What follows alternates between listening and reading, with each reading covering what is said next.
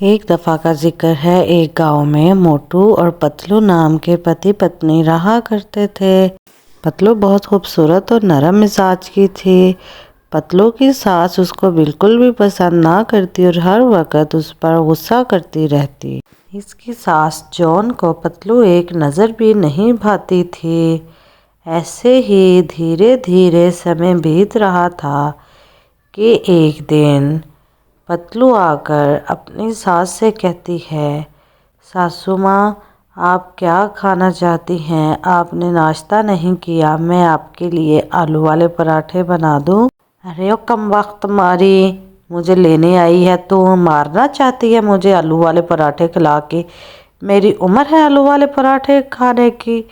تو جان بوجھ کے مجھے اتنی آئلی چیزیں کھلا کے اور جلدی مارنا چاہتی ہے کہ اس کا تو بی پی ہائی ہو، اس کی شوگر ہائی ہو اور یہ میری جان چھوڑے۔ نہیں ماں جی، ایسا تو نہیں ہے۔ ارے موٹو بیٹا، تو آ گیا، شکر ہے۔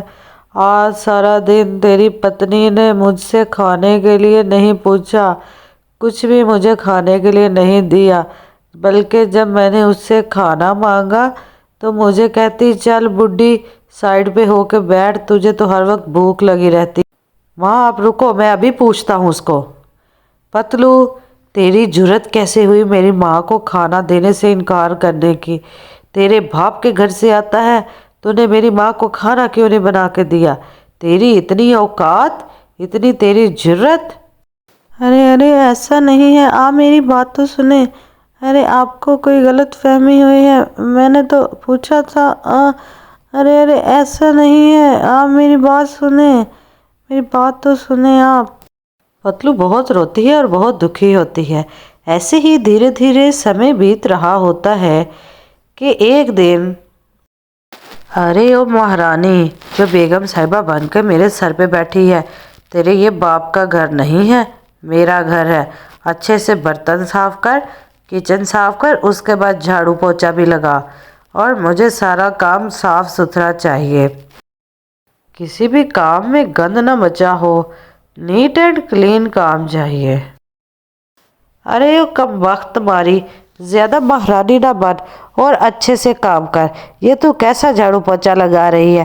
پیچھے سارا کچرا پڑا ہے، دوبارہ لگا۔ اتنے میں موٹو دن بھر کام کاج کے بعد جب گھر واپس پہنچتا ہے تو کیا دیکھتا ہے؟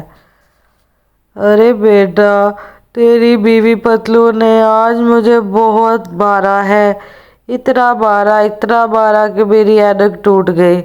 ارے او پتلو، تیری اتنی اوقات، نکل جا میرے گھر سے، دفع ہو جا یہاں سے، ہم اس کو گھر میں نہیں رکھیں گے۔ تو نے میری ماں پہ ہاتھ اٹھایا، چل نکل، میں تیری کوئی بھی نہیں سنوں گا۔ موٹو کی ماں بہت خوش ہوتی ہے اور موٹو کی شادی دوسری لڑکی سندری سے کرا دیتی ہے۔ سندری ایک بہت ہی چلاک لڑکی ہوتی ہے۔ سندری خوبصورت تو ہوتی ہے لیکن ساتھ ہی ساتھ بہت ہی چلاک اور بدتمیز لڑکی ہوتی ہے، جس کو بالکل بھی تمیز نہیں ہوتی، اور آتے ہی اپنی ساس کو کاموں پر لگا دیتی ہے۔ ساس سے دن بھر کام کرواتی ہے، برتن دھلواتی ہے، جھاڑو پوچھا لگواتی ہے۔ پھر ساس جون کو اپنی پہلی بہو پتلو یاد آتی ہے کہ اس نے اس پر کتنا ظلم کیا ہوتا ہے، اور دل ہی دل میں اس سے معافیا مانگتی ہے۔ جی تو دوستو، جیسی کرنی ویسی بھرنی۔ اگر آپ کو یہ کہانی اچھی لگی تو بس لائک، شیئر